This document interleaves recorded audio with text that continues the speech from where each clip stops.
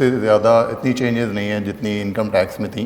कुछ बड़ी important changes हैं और कुछ बड़ी beneficial from the point of view of tax payer. कुछ अच्छी चेंजेस हैं जो हम अभी देखते हैं। एजेंडा कुछ जिस तरह शरीफ साहब ने सेक्टर वाइज करने की कोशिश की थी इनकम टैक्स की चेंजेस, उसी तरह सेल टैक्स भी सेक्टर वाइज बनाने की कोशिश की गई, जो जो चेंजेस रेलेवेंट सेक्टर से हैं।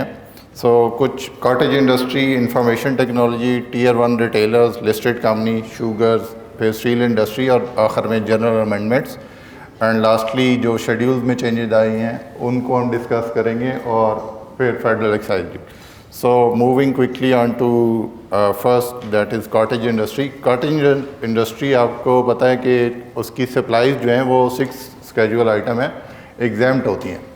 उसकी डेफिनीशन में तकरीबन पिछले 2-3 सालों से हर साल ही चेंज आती रहती है। फाइनेंस एक्ट 2019 तक जो उसका एक ही क्राइटेरिया था कि कॉटेज इंडस्ट्री की जो टर्नओवर है 10 मिलियन है तो वो कॉटेज इंडस्ट्री होगी। फिर फाइनेंस एक्ट 2019 के अंदर उसके अंदर कुछ एडिशन की गई डेफिनीशन में और उसकी डेफिनीशन को थोड़ा एक्सपेंड किया गया विद के घर के अंदर होनी चाहिए इंडस्ट्री। फिर एम्प्लॉइज़, नंबर ऑफ़ एम्प्लॉइज़ जो हैं वो 10 से ज़्यादा नहीं होने चाहिए और आपका जो इलेक्ट्रिसिटी का मीटर है वो इंडस्ट्रियल नहीं होना चाहिए।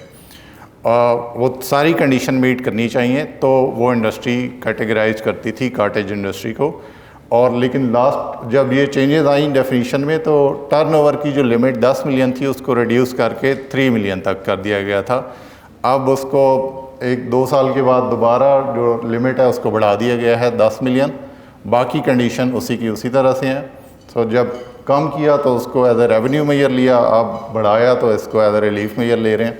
बट इसके अंदर चेंज सिर्फ यही है कि आपकी जो टर्नओवर है लिमिट इससे 10 मिलियन से कम होनी चाहिए तो आप कॉटेज इंडस्ट्री में अलॉन्ग विद अदर कंडीशन जो अभी मैंने बताई।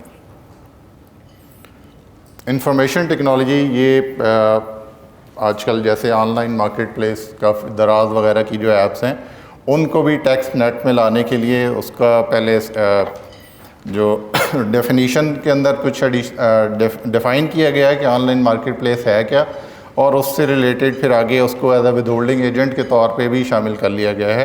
तो डेफिनीशन में पढ़ता हूँ, online market place includes an electronic interface such as a market place, e-commerce platform, portal और a similar mean which facilitate sale of goods including third party cell.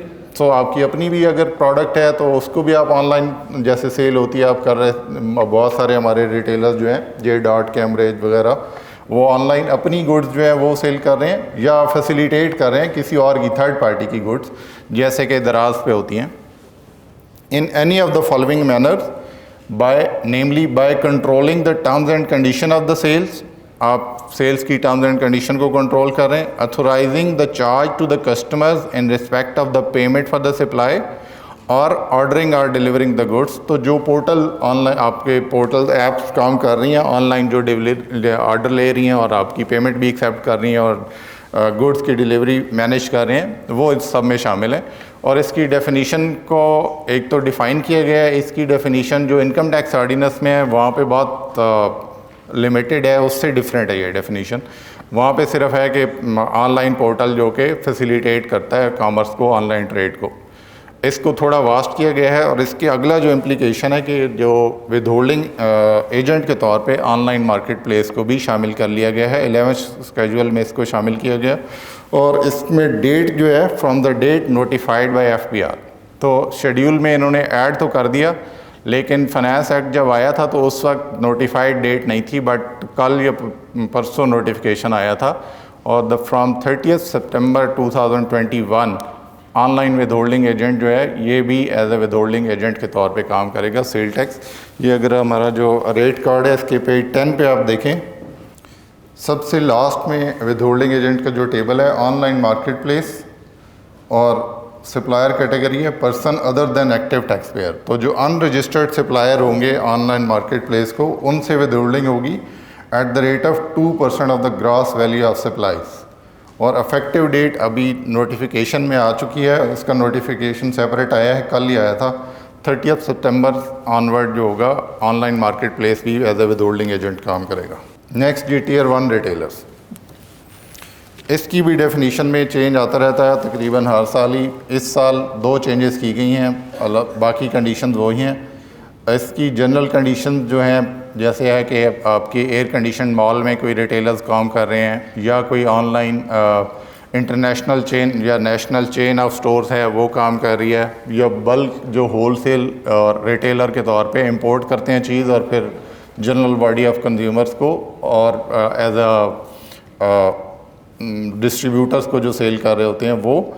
और ये 2 कंडीशन हैं। पहले इसमें था 1000 स्क्वायर फीट में जो रिटेलर जिसकी शॉप है उसमें अब फर्नीचर के लिए, क्योंकि फर्नीचर जगह ज़्यादा उसको चाहिए होती है फर्नीचर की शॉप में, तो फर्नीचर के जो रिटेलर हैं उनके लिए क्राइटेरिया है 2000 स्क्वायर फीट और मोर। अगर उनका एरिया होगा तब वो टियर 1 में फॉल करेंगे, अदर देन फर्नीचर उनके लिए 1000 है। और ये एफ़ जो है ये नया ऐड किया गया है, पॉइंट ऑफ सेल। ऐसा कोई भी रिटेलर जिसने अपनी आपकी पेमेंट एक्सेप्ट करने के लिए क्रेडिट कार्ड या डेबिट कार्ड के लिए पॉइंट ऑफ सेल मशीन अगर उसने वो रखी हुई है authorize by State Bank of Pakistan, तो वो भी रिटेलर जो है वो टियर 1 रिटेलर में फॉल करेंगे। और टियर 1 रिटेलर आपको पता है कि वो वाले हैं जो कि अपनी सेल टैक्स रिटर्न नॉर्मल उससे फाइल करते हैं, उनका इलेक्ट्रिसिटी बिल में सेल टैक्स नहीं आता, उनको अपनी रिटर्न जमा करानी है, इनपुट आउटपुट जो नॉर्मल तरीका है सेल टैक्स का वो करेंगे।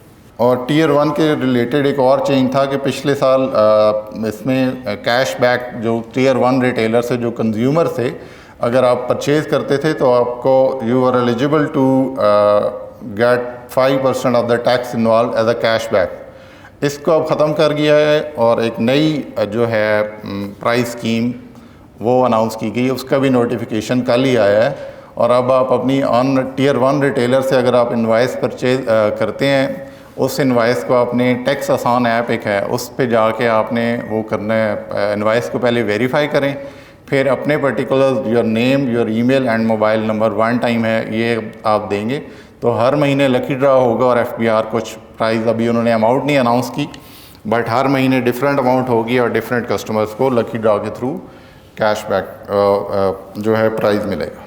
टियर 1 से रिलेटेड ये भी 2 साल पहले ही चेंज आया था फाइनेंस एक्ट 19 में कि जो ऑनलाइन इंटीग्रेशन जिनकी टियर 1 रिटेलर्स की जो FBR के पॉइंट ऑफ सेल से इंटीग्रेटेड सॉफ्टवेयर यूज़ करना है, और अगर आप नहीं करेंगे तो आपका जो इनपुट होगा वो that will be reduced by 15%। पहले ये थी, अब इसको और मज़ीद सख्त कर दिया गया है। अब आप अगर अपनी जो सॉफ्टवेयर है उसको इंटीग्रेट नहीं करते हैं विद FBR तो आपका जो इनपुट होगा वो अब रिड्यूस हो जाएगा बाय 60%। और अभी पिछले हफ्ते ही FBR ने तकरीबन 6000 रिटेलर्स की एक लिस्ट अपनी वेबसाइट पे बनाई है जो FBR के मुताबिक उनके लिए मैंडेटरी है कि वो अपने सिस्टम को इंटीग्रेट करें विद FBR सिस्टम, और जब तक नहीं करेंगे उस लिस्ट में जिनका नाम आता रहेगा उनको 60% इनपुट नहीं मिलेगा।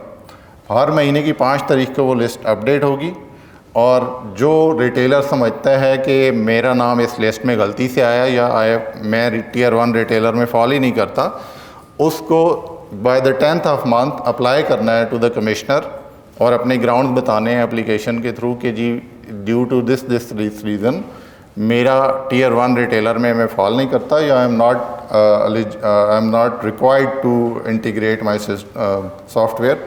और फिर 15 तारीख तक कमिश्नर के लिए लाजमी है कि उस एप्लीकेशन के ऊपर डिसीजन दे, और अगर उसका नाम 15 तारीख तक उस लिस्ट से हट गया तो वो रिटर्न जब फाइल करेगा तो उसको इनपुट मिल जाएगा, अदरवाइज़ 60% इनपुट जो है वो डिसअलाउ हो जाएगी। प्राइस स्कीम जैसे अभी मैंने बताया, इसमें वो कैशबैक वाला ख़त्म करके प्राइस स्कीम अब अनाउंस हो चुकी है।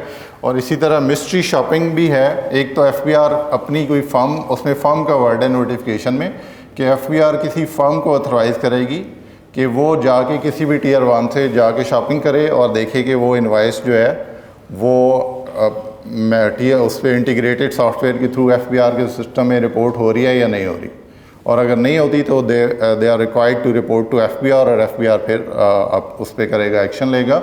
इसी तरह जनरल कंज्यूमर्स को भी ये ऑप्शन है कि वो अपनी जो इनवॉइस जो है वो चेक करें टैक्स आसान ऐप के ऊपर, और अगर वो मैच नहीं होती और रिपोर्ट नहीं होती FBR सिस्टम में, तो उसको रिपोर्ट करें FBR को, और they would be they entitled to get the reward for that. तो मिस्ट्री शॉपिंग है, आपको बगैर बताए कि हम FBR के लिए काम कर रहे हैं, आप हर बंदा जो है FBR के लिए इस तरह से भी काम कर सकता है, और इन रिटर्न कुछ उसको इंसेंटिव भी अनाउंस करेगा FBR। लिस्टेड कंपनियों के लिए एक इंसेंटिव है कि आपको पता है कि जो आपका इनपुट होता है एक टैक्स पीरियड का, वो आप 90% ऑफ योर आउटपुट टैक्स तक क्लेम कर सकते हैं एक रिटर्न में। सो अब लिस्टेड कंपनियां जो पाकिस्तानी स्टॉक एक्सचेंज में लिस्टेड है, नॉट कि फॉरेन बायर कोई लिस्टेड कंपनी है, पाकिस्तान स्टॉक एक्सचेंज पे जो लिस्टेड कंपनियां, उनके लिए ये लिमिट ऑफ 90% जो है वो ख़त्म कर दी गई है, और अब लिस्टेड कंपनियां जो हैं वो 100% इनपुट जो है वो अपनी रिटर्न में ले सकती हैं। ये सिर्फ लिस्टेड कंपनी के लिए, बाकियों के लिए उसी तरह से है, 90% करेंगे और बाकी 10% आगे कैरी फॉरवर्ड हो जाएगा। शुगर इंडस्ट्री, शुगर को थर्ड स्केड्यूल आइटम जो रिटेल प्राइस जैसे होती हैं कि रिटेल प्राइस मैन्युफैक्चरर जो है उसने सेल टैक्स देना है, और बाकी नेक्स्ट सप्लाई चेन में टैक्स फिर एप्लीकेबल नहीं होगा। शुगर को भी थर्ड स्केड्यूल में ऐड किया गया है, एक्सेप्ट फॉर जब शुगर की supply industrial raw material to pharmaceutical, beverage और कन्फेक्शनरी इंडस्ट्रीज़ को जा रही होगी, तो उस वक्त ये थर्ड स्केड्यूल के तौर पे नहीं होगी। Other than that sugar would be third schedule item, और ये भी इन्होंने फाइनेंस एक्ट में डाला था, फिर अभी पिछले हफ्ते नोटिफिकेशन आया कि अब इसकी शुगर की जो थर्ड स्केड्यूल में इंक्लूजन है ये डेफर हो गई है टिल 30 नवंबर। ये एक नया सेक्शन ऐड किया गया है 39A, और ये 13 स्केड्यूल एक नया आया है जो कि मिनिमम फिक्स सप्लाई है on the basis of input, certain inputs, जैसे स्टील में फ़िलहाल नोटिफाई किए गए हैं कि इलेक्ट्रिसिटी कंजम्पशन के ऊपर उसकी होगी, जो वैल्यू ऑफ सप्लाई होगी वो डिटरमिन की जाएगी on the basis of electricity consumption. तो जो भी 13 स्केड्यूल के अंदर आइटम आ रहे होंगे, फ़िलहाल स्टील से रिलेटेड आइटम है, बट फ्यूचर में शायद और भी आए, तो उनकी जो है value of supply minimum production की बात हो रही है। इन respect of goods specified in 13 schedule, the minimum production for a month shall be determined on the basis of a single और मोर इनपुट्स। तो कोई भी डिफरेंट प्रोडक्ट्स के डिफरेंट इनपुट्स आइडेंटिफाई कर दिए गए हैं कि अगर कंजम्पशन इलेक्ट्रिसिटी की इतनी होगी तो आपकी प्रोडक्शन एक वो स्केड्यूल के अंदर दी गई है कि अगर 100 किलोवाट आपने बिजली यूज़ किया तो इसका मतलब है इतनी प्रोडक्शन आपकी होगी, चाहे एक्चुअली उससे कम भी है तो आपकी for the purpose of taxation वो जो 13 स्केड्यूल में बताया गया है उतनी ही ली जाएगी। If minimum production so determined exceeds the actual supplies for the month, such minimum production shall be treated as quantity supplied during the month, and the liability to pay shall be discharged accordingly. So अगर आपकी जो schedule के अंदर minimum production है वो excess है, आपकी actual production कम है और जो schedule के अंदर आ रही है production वो ज़्यादा है, तो for the purpose of supply tax के लिए जो आपकी सप्लाई कंसिडर की जाएगी वो उस मिनिमम स्केड्यूल की बेस पे की जाएगी, अनलेस कि एक्चुअल अगर ज़्यादा हो जाए तो फिर एक्चुअल ही ली जाएगी। ये टेबल है steel billets and ingots 1 metric ton पर 700 kilowatt of electricity consume. So अगर 700 किलोवाट ऑफ इलेक्ट्रिसिटी यूज़ हुई है, सो उसके लिए 1 मेट्रिक टन प्रोडक्शन जो है ये अज्यूम की गई है। अगर आपकी एक्चुअल प्रोडक्शन 1 मेट्रिक टन से कम होगी तो टैक्सेशन के लिए 1 मेट्रिक टन ही लिया जाएगा, अगर बिजली की कंजम्पशन आपकी 700 किलोवाट आवर है तो। ये पहले भी था, ये पहले ये एक्साइज ड्यूटी के तौर पे FED मोड में लिया जाता था, और ये 4th schedule of FED act के अंदर ये टेबल इसी तरह से आ रहा था, उसको आप वहाँ से उठा के FED से हटा के सेल टैक्स में लेके आ गए हैं as a separate schedule. Time of supply, ये एक अच्छा चेंज है जो कि टैक्स पेयर इसको और कंसल्टेंट भी और इवन टैक्स डिपार्टमेंट भी। वैल्यू ऑफ सप्लाई आपको पता था कि उसमें जो डेफिनीशन थी वैल्यू ऑफ सप्लाई कि earlier of delivery of goods और receipt of payment whichever is earlier, तो उस पे टाइम ऑफ सप्लाई लिया जाता था कि आपकी एडवांस पेमेंट जैसे अगर ले ली है और डिलीवरी बाद में हुई है तो आपने sale tax on the basis of जो एडवांस रिसीव्ड हुआ आपने रिपोर्ट करना होता था उसमें। और बाद में फिर रिकन्सिलेशन के इशू बनते थे कि जी मैंने एडवांस इतना लिया था, एक्चुअल मेरी डिलीवरी ये हुई थी, और उसके बाद उसकी रिकन्सिलेशन एक प्रॉब्लम होता था। उसको अब इस तरह से ख़त्म किया गया कि आप जो है सिर्फ डिलीवरी ऑफ गुड्स जो होगा वो टाइम ऑफ सप्लाई कंसिडर किया जाएगा, एडवांस पेमेंट के तौर पे आपको उस वक्त रिटर्न में शामिल नहीं करना, और टाइम ऑफ सप्लाई आप सिर्फ जो होगा लिंक होगी डिलीवरी ऑफ गुड्स से। ये एक वेलकमिंग चेंज है जो कि रिकन्सिलेशन के मसाइल जो ऑडिट के दौरान आते थे उसको बहुत हद तक रिजॉल्व कर लेंगी। असेसमेंट ऑफ टैक्स सेक्शन 11 में जो टाइम लिमिट थी वो था कि शो का ऑर्डर आने के 5 साल के अंदर अंदर आपको ऑर्डर पास करना होता था, और उसमें जो वर्ड लिखा हुआ था within 5 year of relevant date. अब उस रेलेवेंट डेट को थोड़ा उसका स्कोप थोड़ा बढ़ा दिया गया है और उसको कहा है from the 5 year of the end of the financial year in which the relevant date fall. तो जिस रिटर्न की अगर हम बात करें कि जी इस शो का किसी एक रिटर्न पे आपको आया है कि जुलाई 15, तो ठीक है, तो जुलाई 15 का जो फाइनेंशियल ईयर एंड होगा वो होगा जून 16 में। सो जून 16 के विद इन 5 ईयर, पहले था जुलाई 15 के 5 साल, अब उसको थोड़ा बढ़ा दिया उसका स्कोप कि जो फाइनेंशियल ईयर में रेलेवेंट डेट फॉल कर रही है जब वो एंड होगा उसके बाद 5 साल। जैसे इनकम टैक्स रिटर्न में हमारी असेसमेंट होती है कि जिसमें रिटर्न फाइल करते हैं उस ईयर के 5 साल बाद, तो ये भी इन लाइन विद दैट इसका थोड़ा टाइम पीरियड बढ़ गया है जहाँ पे आपकी असेसमेंट जो है वो सेल टैक्स रिटर्न की चेंज की जा सकती है। मैंडेटरी रिकॉर्ड का सेक्शन 22, इसके अंदर सरप्राइजिंगली कैश बुक पहले एडेड नहीं थी, जहाँ पे रिकॉर्ड प्रिस्क्राइब थी कि ये रिकॉर्ड एक टैक्स पेयर को रखने हैं। वहाँ पे बहुत सारा डाटा था, लिखा हुआ था कि सेल्स का रिकॉर्ड होना चाहिए, परचेज़ का होना चाहिए, गेट आउटवर्ड पास, इनवर्ड पास, प्लस प्रोडक्शन का रिकॉर्ड होना चाहिए। वहाँ पे कैश बुक मेंशन नहीं थी। अब जबकि कैश बुक एक प्राइमरी डाटा है, हर कोई हर बिज़नेस में यूज़ होता है और कैश बुक सब जो है मेंटेन कर ही रहे होते हैं।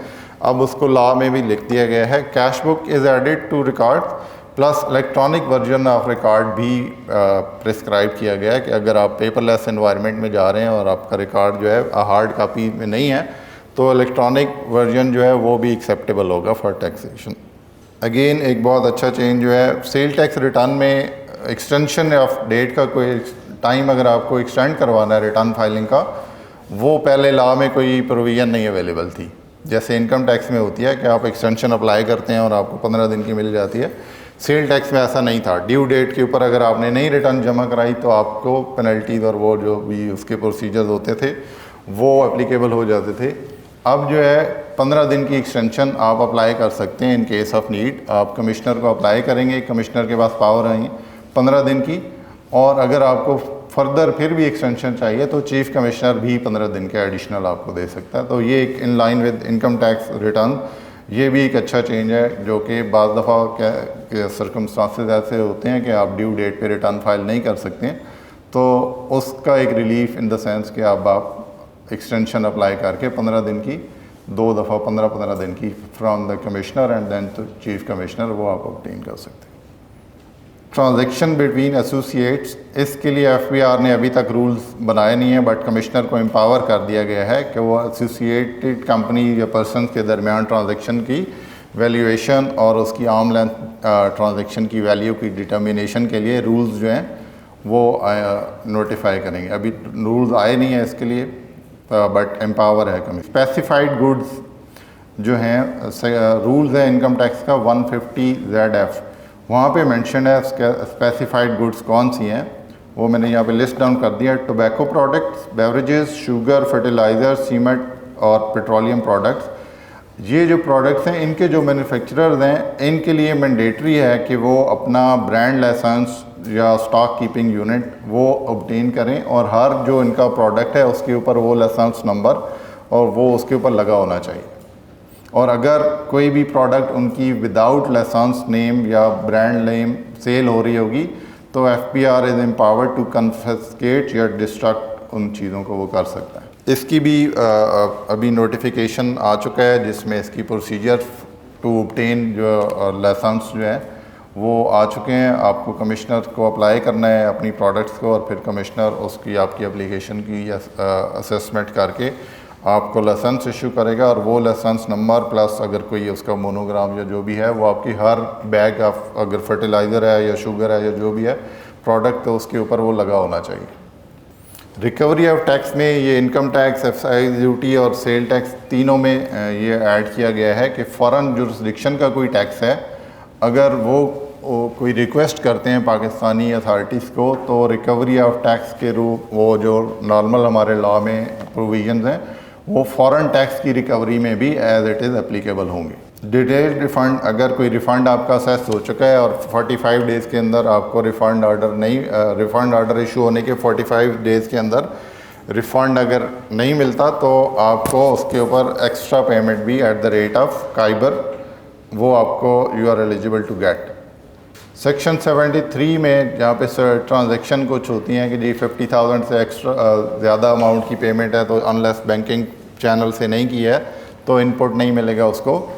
उसके अंदर अगर किसी सेम पार्टी से रिसीवेबल भी हैं और पेएबल भी हैं और आप एडजस्टमेंट कर देते हैं अकाउंटिंग एंट्री की तो उसको भी सेक्शन 73 के अंडर उसको एक्सेप्ट कर लिया जाएगा सब्जेक्ट टू 2 कंडीशंस कि जो भी सेल टैक्स चार्ज किया गया है वो बोथ पार्टीज़ वो पे करें और कमिश्नर से एडजस्टमेंट करने से पहले अप्रूवल ले लें। तो एक्चुअली पेमेंट करना ज़रूरी नहीं है, आप अगर रिसीवेबल पेएबल एक ही पार्टी से खड़े हैं तो आप उनको एडजस्ट कर लें आपस में, लेकिन जो सेल टैक्स उस पर ड्यू बनता है पेमेंट के ऊपर वो आपने पे करना है और अप्रूवल भी लेनी है कमिश्नर से, तब आपकी वो ट्रांजैक्शन 73 की कंडीशंस को मीट करेगी, अदरवाइज़ इनपुट उस ट्रांजैक्शन पे नहीं मिलेगा। जनरली लॉ के अंदर यही चेंजेस थी। इसके अलावा स्केड्यूल के अंदर काफ़ी ज़्यादा चेंजेस हैं।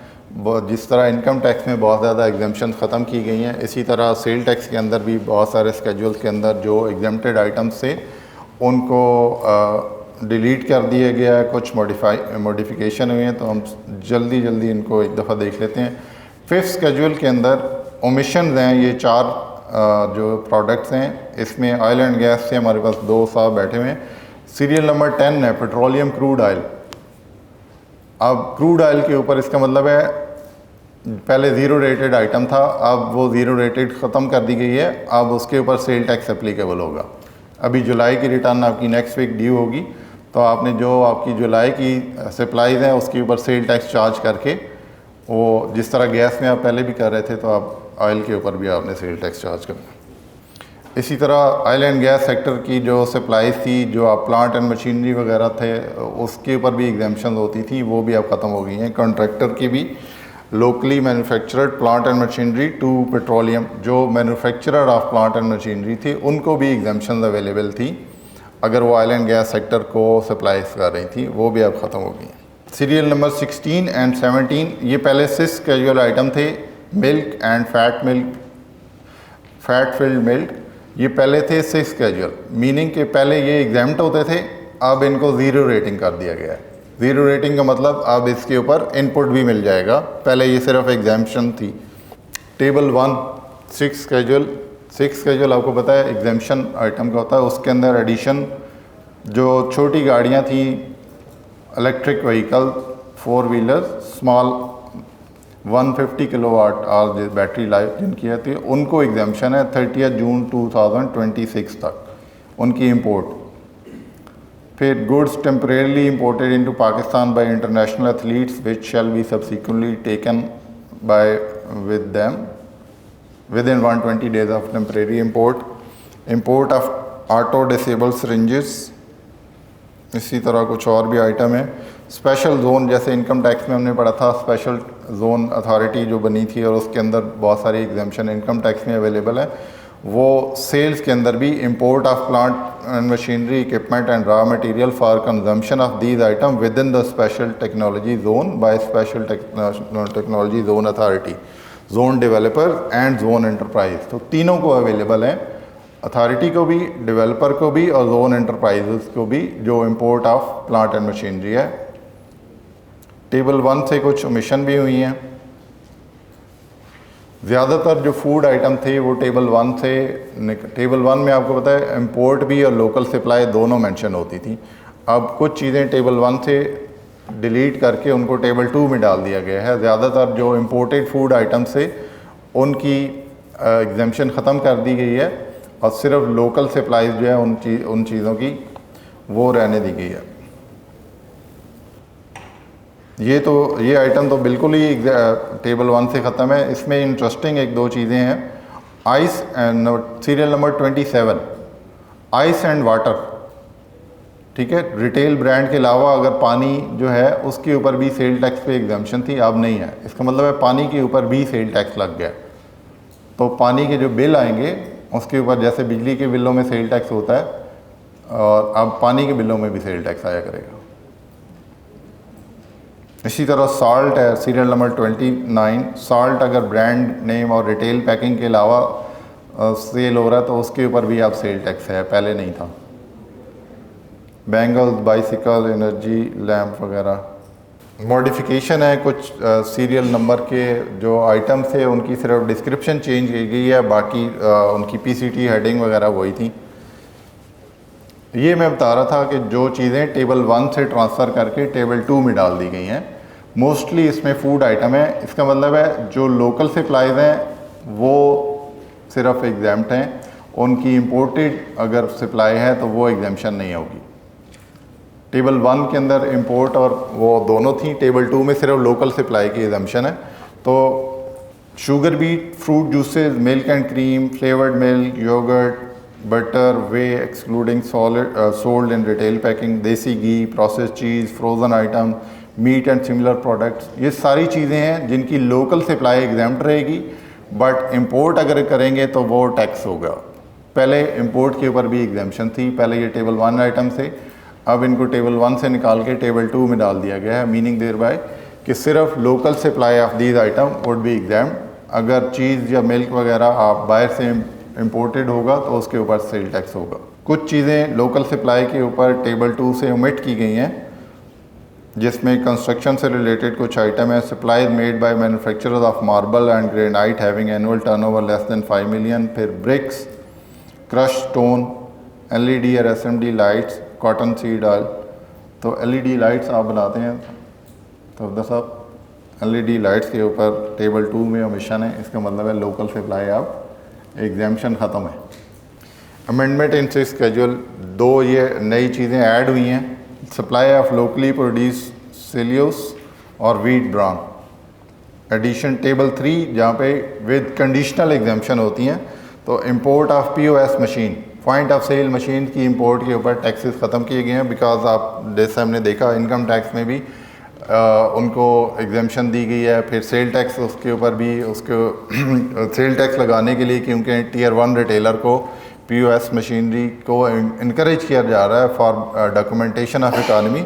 तो कंडीशनल एग्जाम्पशन जहाँ पे भी उनको दी गई है वो सिर्फ वो वाली पॉइंट पीओएस मशीन जो कि इंटीग्रेटेड होंगी विद एफपीआर। अगर वो real time reporting of sales के लिए एफपीआर के सिस्टम से इंटीग्रेशन की कैपेबिलिटी उनमें है, तो वो पॉइंट ऑफ सेल मशीन उन पे एग्जाम्पशन अवेलेबल है। बॉर्डर सस्टेनेंस मार्केट्स, ये तीनों लॉज के अंदर एक ऐड किया गया है जो कि चाइना, ईरान और अफ़गानिस्तान के बॉर्डर के साथ वाले एरियाज़ हैं। वहाँ पे बहुत ज़्यादा एक लंबी सी लिस्ट है फाइनेंस एक्ट के अंदर, जो आइटम वहाँ पे सप्लाई होंगे उनकी एग्जाम्पशन अवेलेबल है टू रिस्ट्रिक्ट या टू लिमिट जो स्मगल आइटम होते थे उनकी उसको यूज़ ख़त्म करने के लिए। ये एफईडी में भी है और कस्टम में भी है और इनका इस सेल टैक्स में भी। 8 स्केड्यूल रिड्यूस रेट्स जो होते हैं इन पहले जो सीरियल नंबर है 1 to 60 जो यहाँ पे लिस्टेड है, इनके ऊपर रिड्यूस रेट था, अब यहाँ पे ख़त्म कर दिया। इसका मतलब है अब ये टैक्सेबल होंगे at standard rates. Soybean meal, raw cotton, waste paper, soybean seed, LNG, ginned cotton और LNG imported for services CNG sector. इसका मतलब है एलएनजी जो आपको सीएनजी सेक्टर पे जो गैस होगी वो अब महंगी मिलेगी, बिकॉज उस पर रिड्यूस रेट अब ख़त्म हो गया, स्टैंडर्ड रेट पे टैक्स होगा। कुछ मॉडिफिकेशन और हैं। Rate of sale tax on diamond increase from 0.5% to 2%. The rate of sale tax on imported and supply of potassium chlorate is increased from 80 per kg to 90 per kg. Retail outlets. The rate of sale tax at serial 66 is reduced from 12% to 10% in respect of certain supplies made from retail outlets integrated with FBR computerized system. तो integration के पे बहुत ज़्यादा ज़ोर है अब sale tax के अंदर कि जो भी रिटेल कस्टमर्स हैं वो अपने सॉफ्टवेयर को इंटीग्रेट कर दें with FBR for real time reporting, ताकि जैसे ही सेल हो उसी वक्त वो FBR के सिस्टम में चली जाए।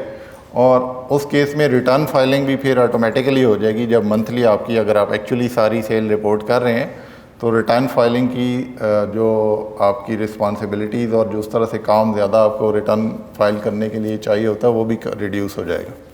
8 स्केड्यूल के अंदर कुछ एडिशन हैं। गाड़ियों में आपको पता है इलेक्ट्रिक व्हीकल्स की उसको इनकरेज किया जा रहा है। उसके ऊपर जो है इलेक्ट्रिक कार्स का जैसे 150 किलोवाट और बैटरी जिसकी है उसके ऊपर 1% है सेल टैक्स। फिर मोटर कार्स पे जनरली 12.5 है up to 1000 cc। Import and local vehicle hybrid electric vehicles up to 1800 cc 8.5%, from 1801 to 2500 cc 12.75, और टैक्स एग्जाम्प्ट एरिया से अगर कोई सप्लाई हुई है तो उस पर 16% टैक्स होगा। 9th स्केड्यूल जो स्पेसिफिकली टेलीकॉम इंडस्ट्रीज़ के लिए था उसके ऊपर एक सिम के ऊपर सिम एक्टिवेशन के ऊपर 250 रुपीज़ सेल टैक्स था, उसको विड्रॉ कर लिया गया है विद इफेक्ट फ्रॉम 1 जुलाई 2020। तो बैक डेटेड विड्रॉल है, नॉट फ्रॉम 21 से नहीं है, पिछले साल से है। और उसमें एक एक्सप्लेनेशन ऐड कर दी गई है कि जो कोर्ट के अंदर पहले से केसेस इस सिम के ऊपर इसकी टैक्सेशन के ऊपर चल रहे हैं वो उसी तरह से चलते रहेंगे। वो विड्रॉल की वजह से रेट्रोस्पेक्टिव विड्रॉल नहीं होगी। FBR और टेलीकॉम ऑपरेटर के दरमियान कुछ इस इशू के ऊपर जो है वो कोर्ट केसेस चल रहे हैं, तो ये विड्रॉल जो है उन कोर्ट केसेस को अफेक्ट नहीं करेगी। 11th स्केड्यूल अभी जैसे हमने टेबल में देखा था विद होल्डिंग का है, उसके अंदर 2 नए विद होल्डिंग एजेंट ऐड किए गए हैं। एक तो ऑनलाइन मार्केट प्लेस जिसका भी मैंने बताया कि वो है, और दूसरा है registered person manufacturing lead batteries. जो बैटरीज मैन्युफैक्चरर हैं वो भी विद होल्डिंग एजेंट के तौर पे काम करेंगे और उनका रेट ऑफ विद होल्डिंग है 75% of the sale tax applicable. बाकी उसके अंदर एंट्रीज वही हैं जो पहले से हैं, और जो एग्जाम्पशन भी पहले अवेलेबल थी उनके अंदर भी कोई चेंज नहीं है, वो उसी तरह से हैं। जहाँ पे मिनिमम वैल्यू एडिशन के ऊपर सेल टैक्स 12th स्केड्यूल के ऊपर में गिवन होता है कि आपने मिनिमम वैल्यू एडिशन जो है वो बताई होती है कि 3% है, 4% है। तो ये कुछ एडिशन उसमें आइटम ऐड हुए हैं उस स्केड्यूल के अंदर, जहाँ पे गाड़ियाँ बेसिकली हैं उनके ऊपर 30 जून 2026 तक उनके ऊपर 3% ऑन इम्पोर्ट आइटम जो है वो आपने वैल्यू एडिशन टैक्स जो है सिर्फ वो देना है। Electric vehicles CKD kits for small cars with 50 kilowatt hour battery और बिलो टिल 30 जून 2026। इसी तरह इलेक्ट्रिक व्हीकल्स जो हैं वो 150 किलोवाट आवर बैटरी से ज़्यादा जो है उस पर भी, और electric vehicle and heavy commercial vehicle in CBU condition completely built unit जो हैं उनके ऊपर भी मिनिमम वैल्यू एडिशन 3% नोटिफाई कर दी गई है। And motor car of cylinder capacity up to 850 cc। तो कोई भी गाड़ी जो 850 cc से है उसके ऊपर भी जो है इंपोर्ट के टाइम पे मिनिमम वैल्यू एडिशन 3% टैक्स होगा सेल टैक्स। सेल टैक्स के अंदर इतनी चीज़ें थी जी। नेक्स्ट एक्साइज ड्यूटी, इसके अंदर भी बहुत ज़्यादा चेंजेस नहीं है। सेल टैक्स में भी रिवाइज रिटर्न है। पहले 120 दिन के अंदर अंदर विद अप्रूवल ऑफ कमिश्नर जो है आप रिवाइज कर सकते थे। अब जो है रिवीजन आपको अगर 60 डेज़ के अंदर कर रहे हैं तो कमिश्नर की अप्रूवल जो है वो रिक्वायर्ड नहीं होगी, provided the duty payable as per revise return is more than the amount paid. आपने पहले जितनी रिटर्न में दी हुई थी उससे ज़्यादा ड्यूटी देने लगे हैं, या अगर रिफ़ंड है तो पिछले रिफ़ंड रिड्यूस आप करके रिटर्न फाइल करने लगे हैं, तो फिर आपको कमिश्नर की अप्रूवल की ज़रूरत नहीं होगी। इनकम टैक्स में भी सिमिलर प्रोविजन अवेलेबल है। रिकवरी ऑफ अनपेड ड्यूटी और erroneously रिफंडेड ड्यूटी और एरियर्स ऑफ ड्यूटी, ये भी फॉरेन जुरिस्डिक्शन ने अगर कोई ड्यूटी कोई बाहर किसी जुरिस्डिक्शन में पेएबल है और उस गवर्नमेंट ने या उस अथॉरिटी ने रिक्वेस्ट किया है पाकिस्तानी अथॉरिटीज़ को, तो पाकिस्तानी लॉ के मुताबिक जो भी रिकवरी की proceeding under our law applicable हैं वो उस फॉरेन टैक्स की रिकवरी के लिए भी, फॉरेन ड्यूटी कहना चाहिए यहाँ पे, उस ड्यूटी की रिकवरी के लिए भी एप्लीकेबल होंगी सिमिलर प्रोविजन।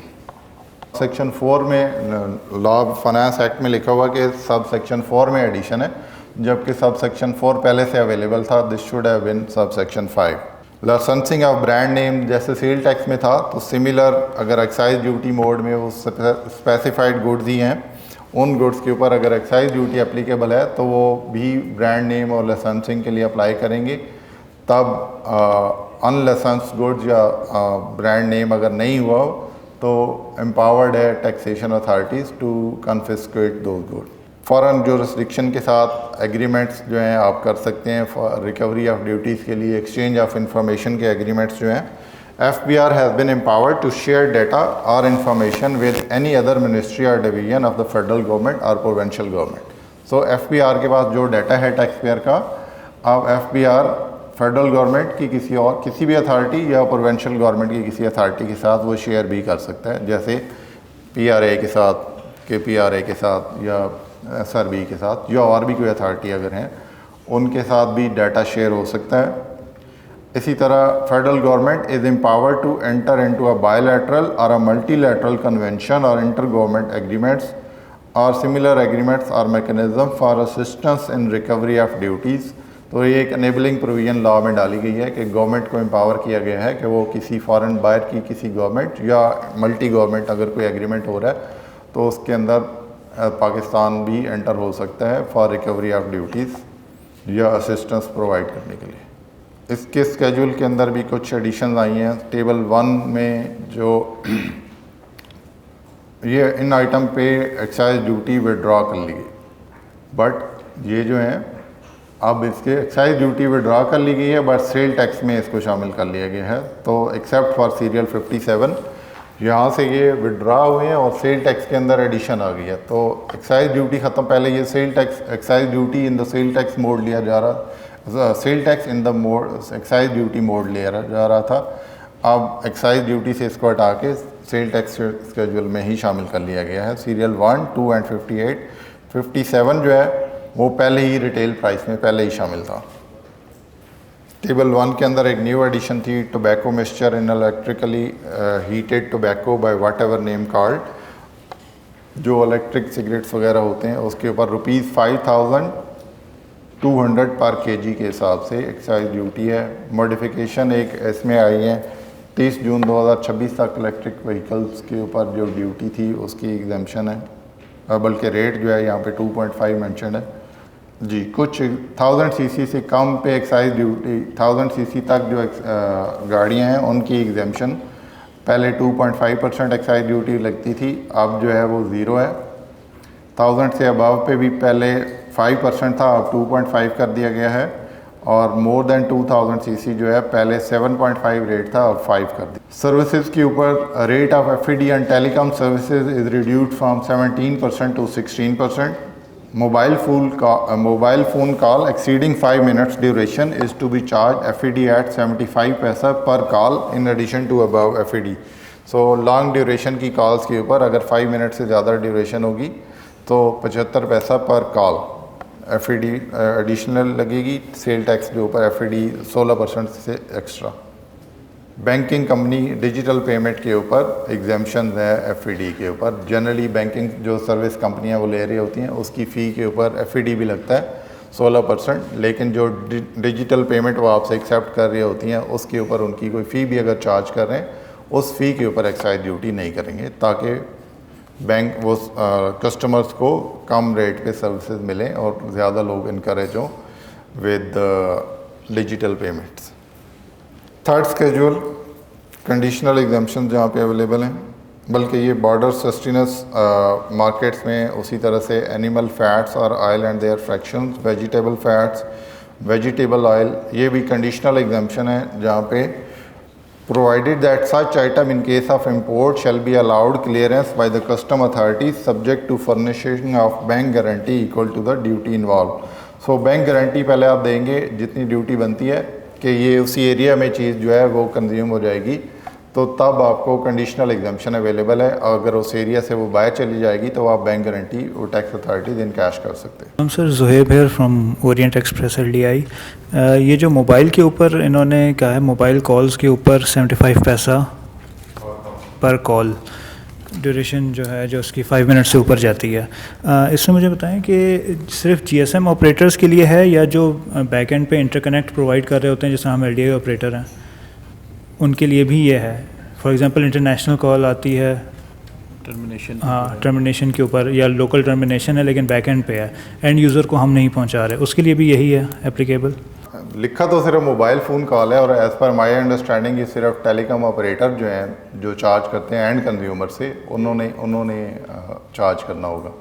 क्या तो अगर लेट्स से कि मतलब एक ऑपरेटर से दूसरे ऑपरेटर को कॉल जा रही है लेकिन बीच में कोई थर्ड ऑपरेटर भी शामिल है, तो वो थर्ड ऑपरेटर जो है वो तो आपके जो आपस में अगर इंटरकनेक्ट चार्जेस लेते हैं ना, वो उसके चार्जेस पे तो वही FED नहीं लगी है, वो वही रहेंगे। ये सिर्फ एंड कंज्यूमर के ऊपर जो चार्ज है वो लगेगा। ठीक है, मेरा क्वेश्चन ये है कि जो मैन्युफैक्चरर्स हैं और एंड यूज़र है और हम लोग हैं डीलर्स, जो सेल टैक्स होता है वो मैन्युफैक्चरर्स ने पे करना है और एंड मैन्युफैक्चरर ने इनवाइस में लेना है और एंड यूज़र ने पे करना है। क्या हमारे लिए भी इंटीग्रेटेड सिस्टम ज़रूरी होगा कि नहीं? नहीं, अभी तक तो सिर्फ रिटेलर्स के लिए जो, लेकिन हम लोग रिटेलर में भी शो हो रहे हैं। जो अगर रिटेलर्स की जो डेफिनेशन है Tier 1 रिटेलर्स, उसके अंदर अगर आप फॉल करते हैं तो रिटेलर की डेफिनेशन में जो जैसे 4-5 कंडीशन हैं उसमें मेरा ख्याल है आप नहीं फॉल करते किसी में भी। जैसे अगर आपकी वो रिटेल वो है इंटरनेशनल चेन ऑफ स्टोर्स है, आपका स्टोर्स तो नहीं होता, ठीक है। फिर एयर कंडीशन मॉल के अंदर रिटेलर्स बैठे होते हैं जो वो भी आप उस तरह से मैन्युफैक्चरिंग फैसिलिटी है और आप अपने शोरूम्स के ज़रिए या डीलर के ज़रिए काम कर रहे हैं। फिर उसके अंदर इलेक्ट्रिसिटी बिल क्या है उसमें शायद आप फॉल कर जाएं कि जो रिटेलर जिनका इलेक्ट्रिसिटी पिछले 12 महीने में 12 लाख से ज़्यादा इलेक्ट्रिसिटी का बिल आया, तो इसमें मोस्ट प्रॉब्ली आप लोग फॉल करते हैं। फिर एक है कि बल्क जो इम्पोर्टर्स हैं जो कि इंपोर्ट करके जनरल बॉडी ऑफ कंज्यूमर को गुड्स और डिस्ट्रीब्यूटर्स को सेल कर रहे होते हैं, वो इसमें भी प्रॉब्ली देखने वाली बात है कि शायद इसमें भी आप फॉल कर रहे हैं। और लास्टली 2 कंडीशन आज हमने डिस्कस की थी, एक वो जो शॉप एरिया 1000 स्क्वायर फीट वाला और ये POS मशीन जहाँ पे लगी हुई हैं। तो आप अगर इन 2 एरियाज़ हैं जहाँ पे प्रॉबेबली आप फॉल कर सकते हैं, बट डिटेल में ज़रा देखना पड़ेगा। Thank you so much. Thank you.